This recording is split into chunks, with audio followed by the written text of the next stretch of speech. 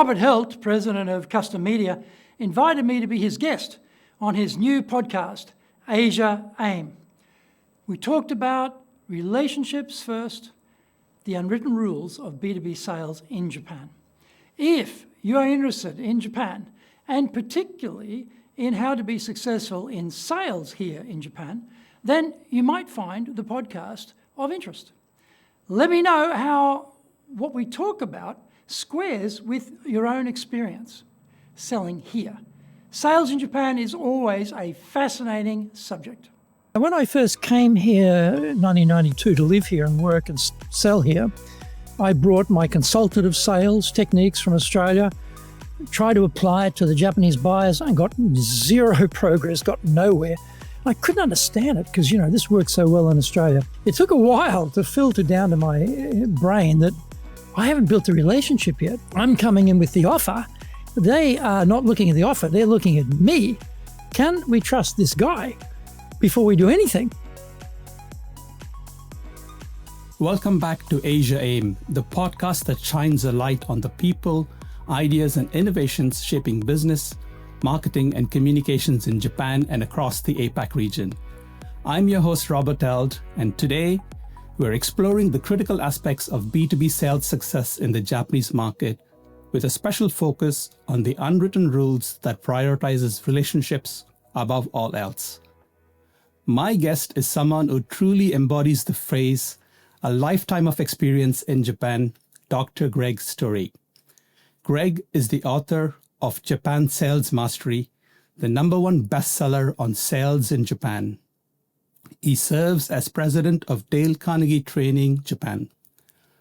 With a PhD in Japanese organizational decision-making, Greg has spent over 40 years in Japan leading, transforming, and growing businesses. He's been the country head of 4 different organizations, launched a startup in Nagoya, and pulled off major turnarounds in Osaka and Tokyo for Austrade, eventually becoming Minister Commercial at the Australian Embassy here in Japan. From there, he took on the challenge of combining startup energy with turnaround urgency at Shinsei's retail bank, overseeing 550 staff and driving 2/3 of the bank's retail revenue as joint CEO. Later, he became country head for the National Australia Bank in Japan before stepping into his current role at Dale Carnegie Training in 2010. Greg is a master trainer and an international award-winning sales leader at Dale Carnegie and the author of 8 books in English and Japanese on sales, presentation, training, business, and leadership. We'll share all those titles for you in the show notes. When he's not shaping business leaders, he's an adjunct professor at Griffith University and a 6th dan in Shitoryu Karate. He applies martial art philosophies and strategies to business issues. So if you've ever wondered why deals in Japan can hinge on relationships in a way that's just different from anywhere else in the world, this episode is for you.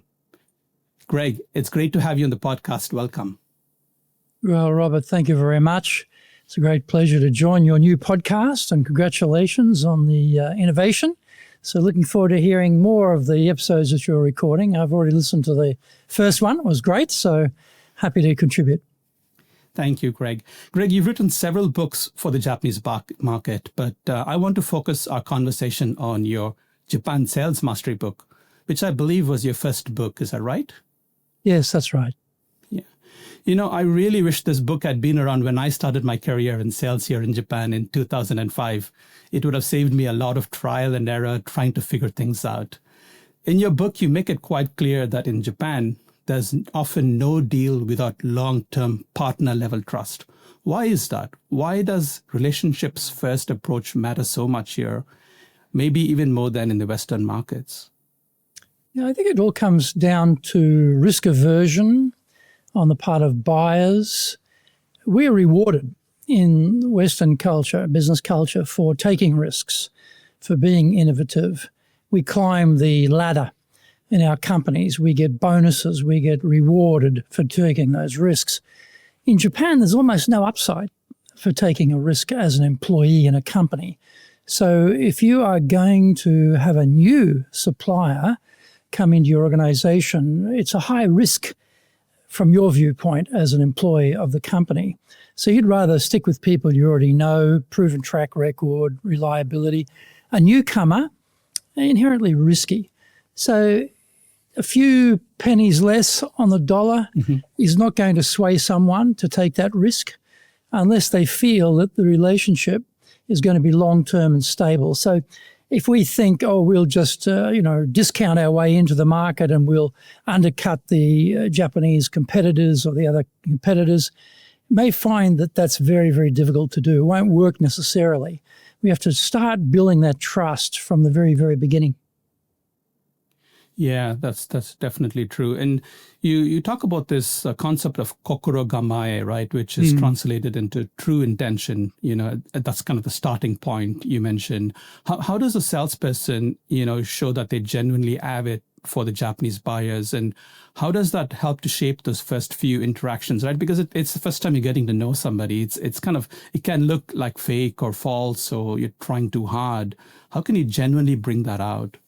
Yeah, the idea of kokoro-gamae or true intention is, what is the starting point in your heart about client service? Are you honestly really thinking about, in the client's success lies my success, which is a very common idea in the West, but not often applied. Unfortunately, it's more rhetorical than reality.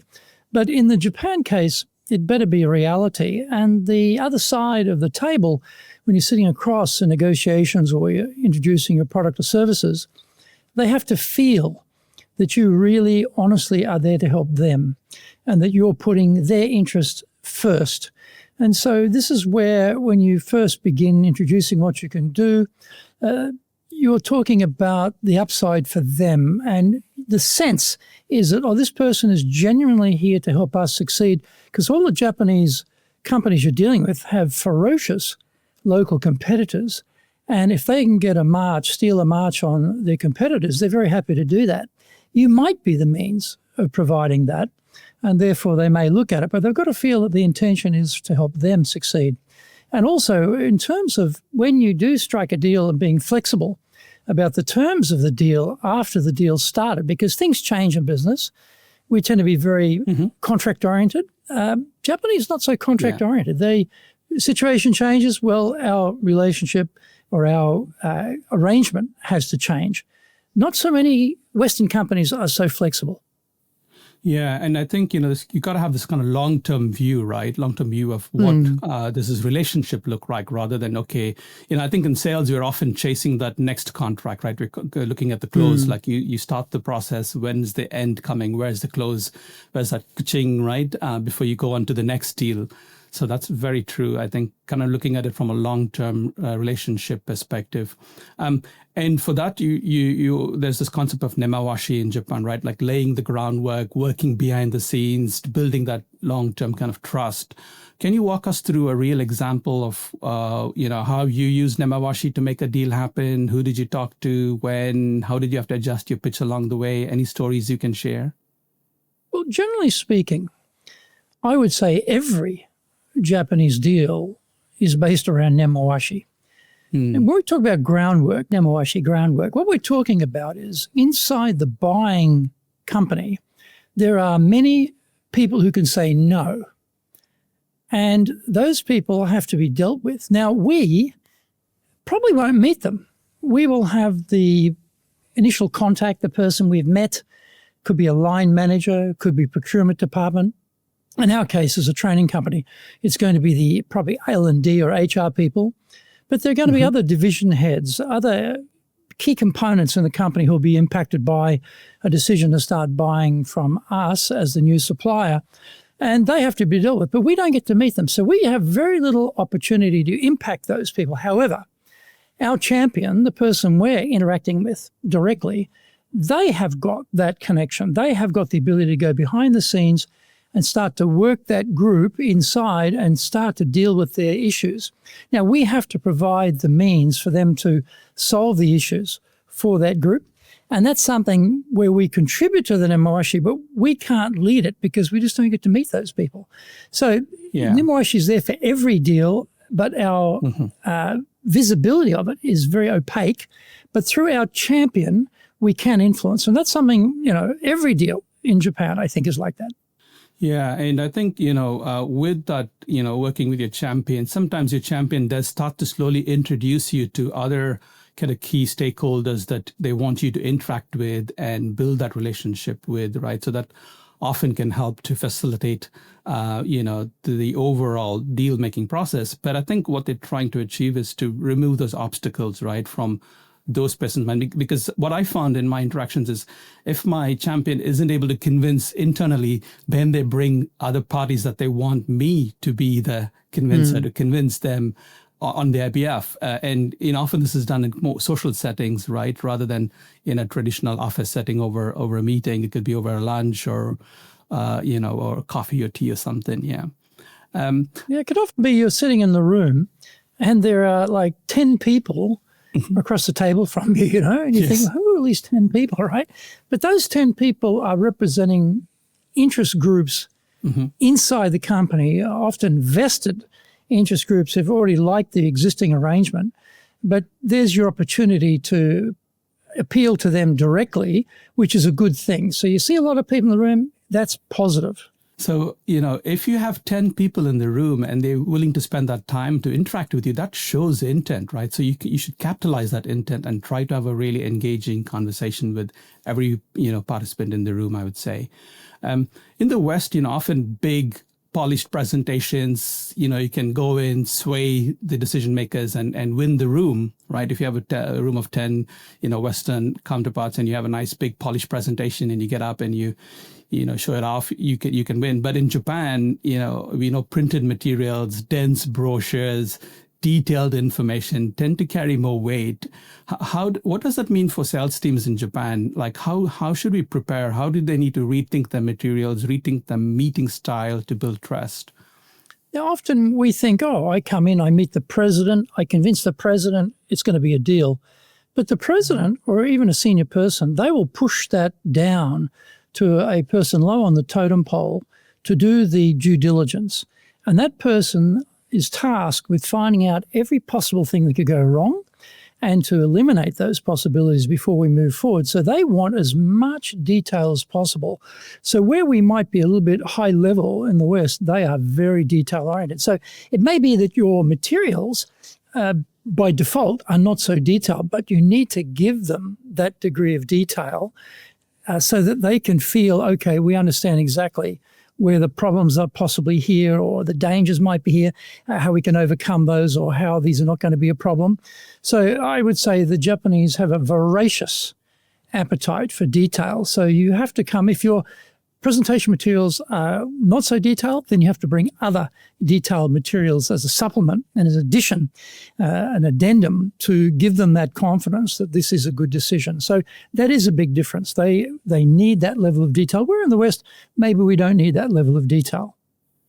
Yeah, and I find also, after the meetings, quite often there's the request for more information. The quicker you follow up, even if you don't have the information ready to send, if you give them a timeline and say, thank you for your meeting, you will get this material by the end of the week or next week on Monday, whenever that is, and keep that promise, that really helps to further build the relationships with, other stakeholders in the buying process, right? And yeah, and B2B, B2B selling, B2B buying is never simple, right? In Japan, like you mentioned, there are several stakeholders, decision makers, making is even more layered, very indirect, very consensus driven.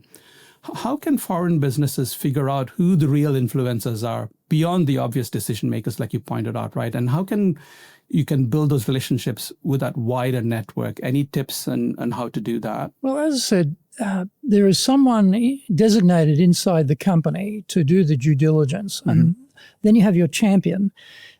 So generally speaking, we just don't get that degree of access to those people who are inside the organization from other divisions, which could be affected quite closely or even not so closely, but still have a voice, have a say, can say no, and then have to be persuaded. Yeah. So our ability to meet them is pretty limited. So, it's hard to have that influence. But if, as you say, if your champion or the person who's doing the due diligence can get you in front of those people to answer their questions directly, that's a positive. But generally speaking, they are not looking for that either, because those people are busy. They expect the person doing the due diligence to sort it all out, get all the details, put a report together, push it up the line for each division head to then approve. Then it goes to the C-suite, who then approve it. So, yeah, the chances of meeting people from other divisions inside the organization, very, very remote chance. I think about all the deals I've done here. I generally don't get to meet those people, but the deal gets done, and it gets done mysteriously in a way, because I can't see those people. I can't see what they're saying, what they're doing, but I'm hearing their voice through my champion or through the person doing the due diligence. And as you say, speedy replies, accurate replies, understanding what they want, being cooperative. Those are things that they judge. Okay, this person looks like someone we can work with. I would get a request in Japan for information in the morning, and they're ringing me in the afternoon. Where's the answer? Now, a couple of days in the West to get back to somebody, no, that's not going to work in Japan. You better be on the ball here and be quick. That's true, yes. And I've also experienced where, they would send an email and call to check if you received the email. And then that basically says, like, when are you going to respond to my email? Not did you receive the email, right? It's kind of an indirect way of saying, look, and because your champion's working on your behalf and they need to save face internally, right? That you are the right person that they're engaging with. So they would often call to say, did you get my email? And, then you got to have the conversation about, yes, we've got it, we're working on it, you can receive it by the end of the day or tomorrow morning. So then they can take it back internally and build that consensus internally as well. Yeah, so that's how you typically got to keep things moving along in Japan. But again, because consensus matters, sales cycles are longer, much longer than the West. In the West, if you think it's 6 months, 12 months in a big B2B scenario, it's probably double, twice, or more than that, right, in Japan. But how do you keep things moving along without coming across as too pushy or aggressive? Because you're asking for that answer, like, did you make a decision? Did you make a decision? And any tips for staying present, relevant over long decision cycles? Or simply not giving up, because you can tend to be like, okay, they're not interested. I've spent all this time and effort on it, and the deal's dead. Well, often the deal can be dead because the internal consensus is too disruptive to our existing relationships, or we don't see the value from your offer, and therefore we're not going to proceed, and it sort of fades out. But often, though, it just does take a long time to work its way through the system. So you have to be more patient and just, have a regular cadence of just getting back, and always less pushy than in the West, but just asking, so how are we going? Anything more I can give you in terms of information? That's enough. You don't have to be driving, pushing people to come to a decision. Hey, listen, it's been 2 months now. What's going on over there? That type of behavior is not going to help you. Better to be indirect, be patient, just keep touching base. And it just may take a long time to work its way through the system, because the people on the other side of the desk there, the people you don't meet, they're busy. They're busy people. Your priority is not their priority. And it may take time for your champion or the person doing the due diligence to push it up the priority list to get them to actually even look at it. See, if you're aware of that, then it just takes longer. And I think this is the difference. You'll say in Japan, getting the decision is slower, but the execution, once decision is taken, is much faster. So you have to ask yourself, on balance, which is better? A quick decision and then very slow execution, or slow decision and very fast execution? Probably time-wise, it probably doesn't make that much difference in the long run. But our fast reaction, quick turnaround Western mind really is pained by this slow Japanese, responses. So we have to be a bit more patient, I think. I agree. And I think also, now that you mentioned that, I'm just reflecting on situations where we've been, speaking with Japanese counterparts on, when they ask for a lot more information, they're actually helping you prepare for the execution phase. So much so when you come to the deal's done, you look back and say, wow, we've got everything prepared, because they helped you prepare. They ask you for that detailed schedule. That is actually a good sign that they're getting closer to a deal. And they're indirectly, I feel, helping you prepare. So when, like you said, when they say, let's go, it's showtime. And you find that your team are all aligned, and the deals happens and things move quickly. That's actually a good point that you highlight there.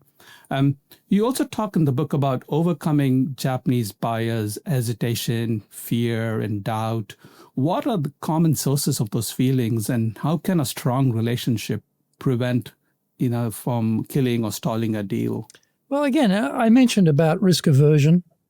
And so you have to help your champion to conquer those fears inside the organization that a new entrant into the company, a new supplier into the company could be disruptive, or even worse, not fulfilling their requirements, not living up to what they said, not producing it on the date when it's due, or at the quality level, or at the pricing level that was agreed. So often they will not give you the full deal scope. They'll give you maybe a little test, some small segment of the supply might be agreed to test you out, to see what you're like, to see if you are reliable. And so often, demonstrations of capacity or trial orders are things that are low risk for the buyer, give you a chance to demonstrate your capacity. And so, I had a case where when I was working in Austrade, we had a deal to supply all of the steel towers for all of the phone networks here in Japan. And the company was going to come in here and really turn up the whole market. And they did very, very well. And great early start. But then some genius CFO probably said, okay, you know what? If we shift the production to Malaysia, to our factory there, we can make even more money. So let's do that. But then the product started to have problems, and things that were supposed to be working weren't working, and the quality went down, and therefore the whole deal in the end just got scuttled. And this is where, if they'd stuck with their original high quality, secure supply, a reliable supply, they would have really revolutionized this market. In the end, they lost the market. And this is where they will judge you. They will judge you every step of the way. So you've got to be able to deliver. So I think, these things are obvious, but sometimes we make these economic decisions about, it's cheaper over here, but the quality is not there. You're going to pay a heavy price if you get that wrong.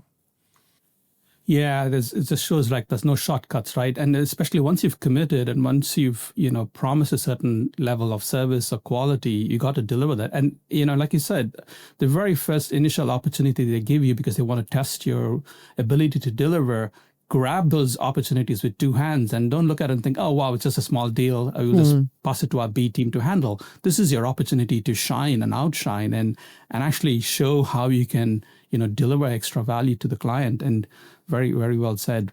And it could take a year for the next order. Like they give you a small order in this financial year to test you, but you're not inside their system yet in terms of their budgeting, in terms of their planning.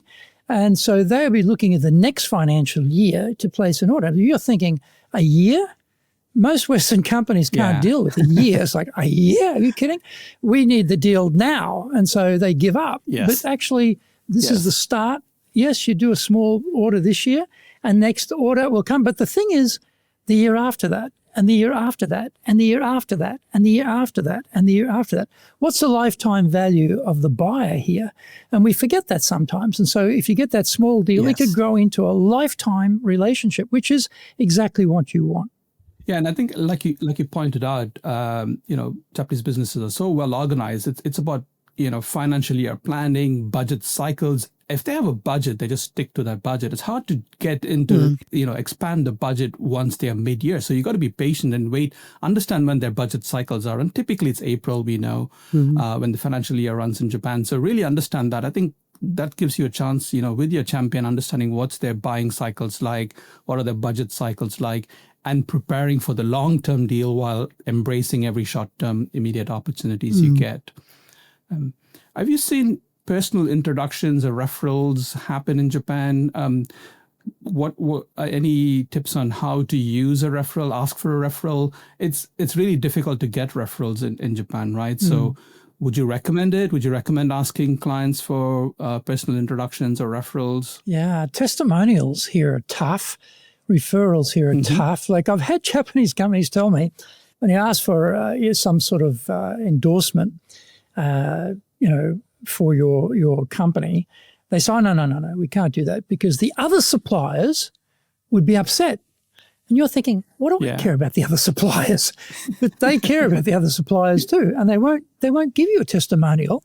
It's extremely hard to get that. It tends to be companies who are owned by the person you're dealing with who don't have to answer anybody else who will do it. But in big companies, very hard to do that. Referrals too, because they don't want to take responsibility or accountability for introducing you to somebody else in case something goes wrong, and then the blowback comes to them. So they prefer not to do it. It's very, very hard. If you've had a long-term relationship and things have been going very, very well over a long time, and they feel that you're very, very reliable, and therefore the chance of blowback or some negative feedback from the person they're referring to is not there, then they may do it. But it's difficult. It's very, very difficult.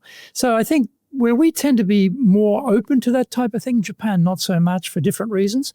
But again, they don't want to take the risk.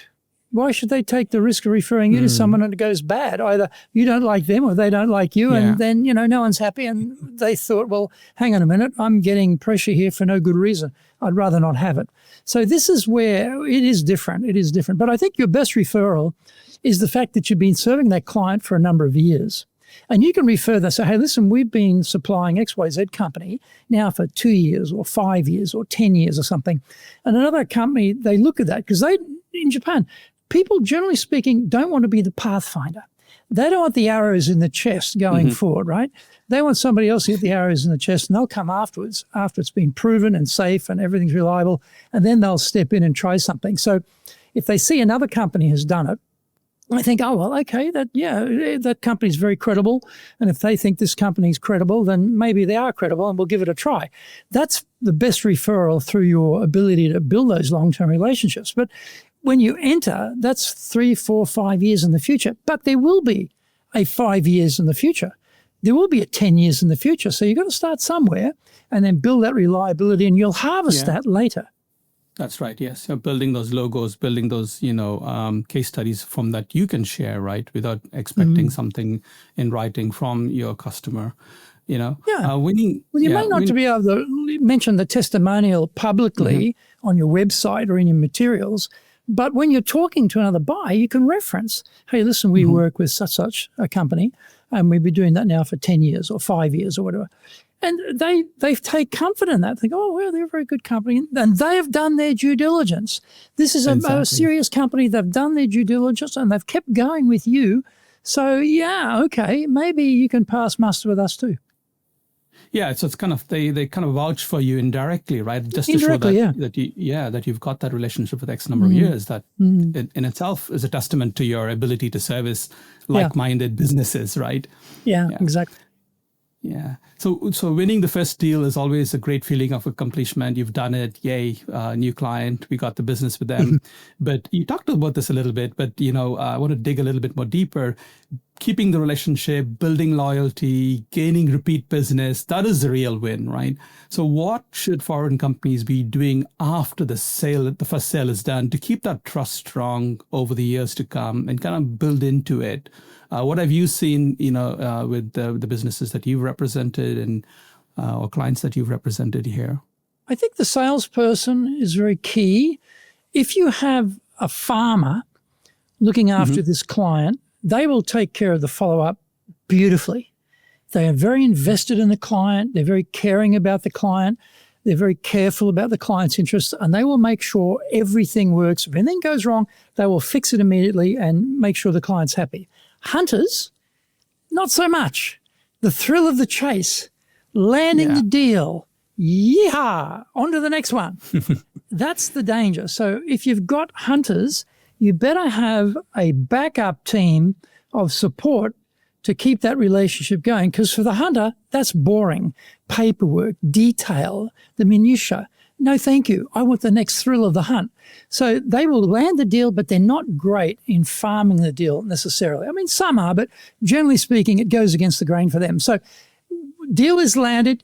If the hunter is there, that, have a support team to take it over from them to then drive it forward. And I'm a hunter, so from personal experience, I know I have created problems unnecessarily because I'm a hunter and I'm on to the next deal, and I haven't been observant enough or careful enough about the ongoing deal, and that's caused a problem. And then you think, I created that problem from no particular necessity. Bad boy, don't do that again, But I do it because that's the mentality of the hunter. So you've got to have backup teams, I think. If you've got the combination of farmers doing it initially, or you hand it off to a farmer, great, then I think you'll be okay. But if you just leave it in the hands of the hunters, and I'm guilty, you can create your own unnecessary problems. No, yeah, that's fair. So well said.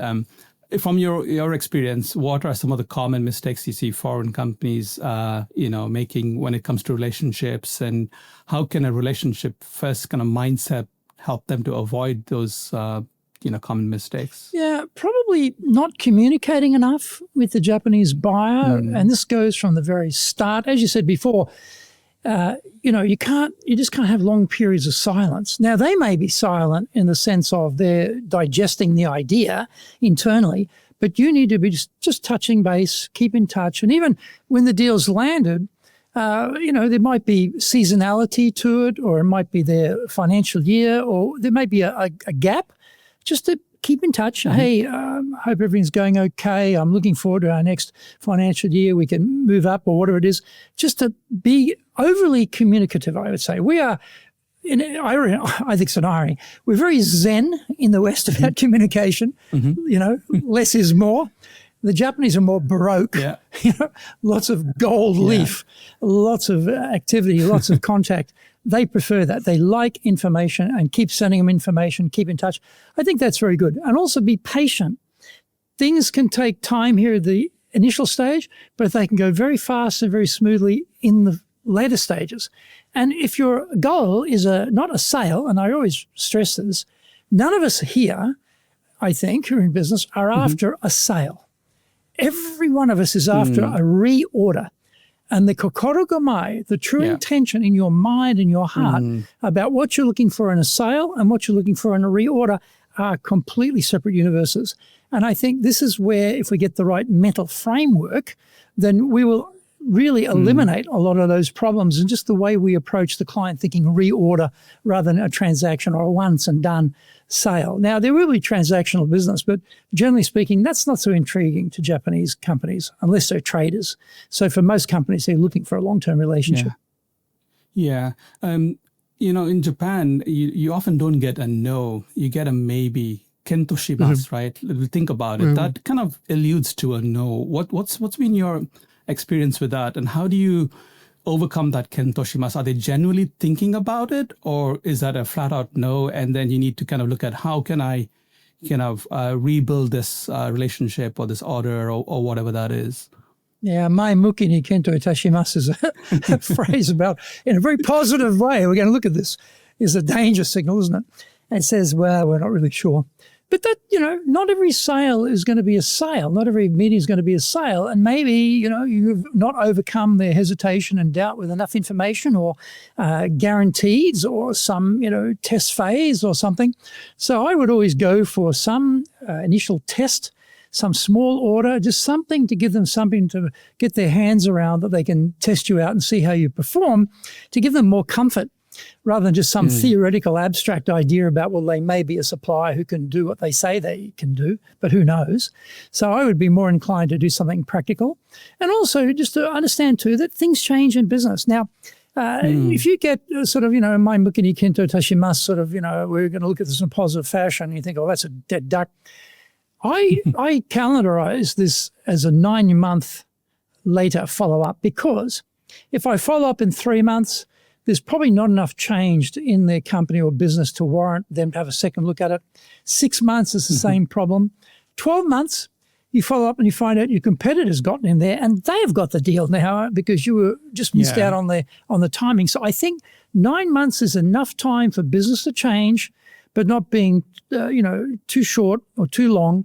And I calendarize it. Okay, contact Robert, in 9 months' time to see how they're going and just keep doing that. And, it may go nowhere, or they might go, oh, great. Yeah, hey, that's right. Let's talk again, because their situation can change, and there can be any number of factors going on in their company, in the industry, in the market, globally, regulations that can impact their world that you will never know about on the outside. So I would say never give up, but calendarize it. And I say 9 months is not perfect, but it's around about the right cadence, I think. Yeah, I think that's also gives you a good time to stay in touch with what's happening in their business. Put that, news alert or whatever, so that you're keeping in touch with what's happening in their business. If there are any major changes that you can see and you can spot some opportunity, then maybe you can bring that and say, hey, in the last 9 months, I've noticed that this, and this has happened in your business. Congratulations, you won this great deal. They feel that, oh, okay, wow, you've actually been following us and keeping up to date on what we've been doing as a business. And that really adds more credibility and value, I would say. And, talking about change, right? And, generally in Japan, people are hired as generalists, and every April there comes this change where, you have new people taking over. And the clients that we've got long relationships with, typically they would say, okay, I'm going to be changing departments. Let me connect you with who's going to be my successor. And you have that opportunity to have that interaction. That's great. That means you've got a solid relationship, that they care about who they're handing you over to. But quite often that does not happen. How do you prepare for that when okay, April's coming, probably the person that's been your champion for the last 9 months or a year now is probably going to move, and they haven't volunteered that information to you? How do you, try to work around finding out, is there going to be change, and how can you continue the relationship? Yeah, I think if the relationship's a good one, they'll let you know and they will introduce you. If you haven't done enough to nurture the relationship, maybe they don't. So it really comes back to you. Are you nurturing the relationship to keep that in touch? But also, as I say, calendarizing, okay, movement is April. So a few months before that, are you staying in the same position? Are you likely to be moved? If you are going to be moved, could you introduce me to your successor, please? Should ask. All right, let's wrap up, Greg, with a quick round of short, sharp answers to questions. What's your one local insight about Japan that's completely changed how you do business here? Yeah, when I first came here in 1992 to live here and work and sell here, I brought my consultative sales techniques from Australia, tried to apply it to the Japanese buyers, and got zero progress, got nowhere. I couldn't understand it because, this works so well in Australia. And then it took, I'm a slow learner, by the way, it took a while to filter down to my brain that I haven't built a relationship yet. I haven't done enough work on the rapport building. I'm coming in with the offer. They are not looking at the offer. They're looking at me. Can we trust this guy before we do anything? And I hadn't appreciated that. So that was a big turning point that I realized I have to hasten slowly, work on the relationship, build a rapport, build a trust, and then I can start applying consultative sales techniques around trying to understand the client. But I didn't appreciate that at the beginning. So that insight was a big insight for me. And the second big insight was that Japan and the buyer is not king, the buyer is God. And salespeople can't ask questions of God so easily unless you set it up. And so asking permission to ask questions of the buyer is a critical step. If you don't do that, you get very hard to get the answers you want. Once you get their permission to ask questions, then they're prepared to, as they say, open up the kimono and show you maybe the inner workings of the company, some of the issues they've got, some of the problems they've got, which no one else outside gets to see. To trust you with that knowledge takes steps before that. But once you get that, then permission to ask questions, you can explore the inner workings of where their problems are, and hopefully you're the solution to fix those problems. So I think those were two insights that really made a big difference for me. Yeah, that's a really good insight. I think often as salespeople, we forget that we have the ability to ask for permission, right? So we should use that more often. Is there a book or a podcast or a resource that's helped you shape how you sell here in Japan? Well, this sounds a bit self-serving, but I'm going to say Japan Sales Mastery, writing that book, really helped me a lot. And the reason I wrote the book was because the previous book on how to sell in Japan was published in 1988 by Robert March, also an Australian, called The Japanese Negotiator. And because Japan sort of went off the boil with China becoming so important, no one was writing about Japan. And that's when I decided, well, I'll write the book on selling in Japan that hasn't been published for 30 years. But the writing of the book helped me a lot to clarify for myself things that are important, to explore in more depth the things that I vaguely felt but didn't really articulate well enough, perhaps. It clarified a lot of things for me, actually, just in the process, the intellectual rigor of having to write that book. So that helped me a lot, actually. And it's also, I mean, as a training company, we're not a publisher trying to sell books. We're trying to sell training. So the book has been able to give a lot of credibility to our knowledge of what we're doing. And we use it as a textbook. We have a Japanese version, Zaegyo, and then the English book, Japan Sales Mastery. So we use it as a textbook in our training as well, because it covers everything you need to know. So I think that's been a very defining thing for me. Yeah, I totally agree. And, like I said, when I started in sales, there wasn't any book like this, like up-to-date book. And so your book really helped me, when it came out. And, for those who want to dive deeper into, sales in Japan, please do check out Japan Sales Mastery. We'll put the link in the show notes. Greg, thank you so much for sharing your insights, experiences, and stories with us today. I think our listeners will walk away not just with ideas, but a whole new mindset about what it takes to win in Japan. Thank you very much for listening. Yeah. Thank you, Robert. Thank you. Appreciate the opportunity to talk. Thank you very much for listening or watching Asia AIM podcast. I hope you enjoyed this episode. If you did, please do subscribe wherever you get your podcasts. And I'd also love to get your review. Reviews make a huge difference in how other people discover the show. So thanks again, and we'll be back soon with more conversations on how to win in Asia's dynamic markets. Thanks for tuning in to the Asia AIM podcast.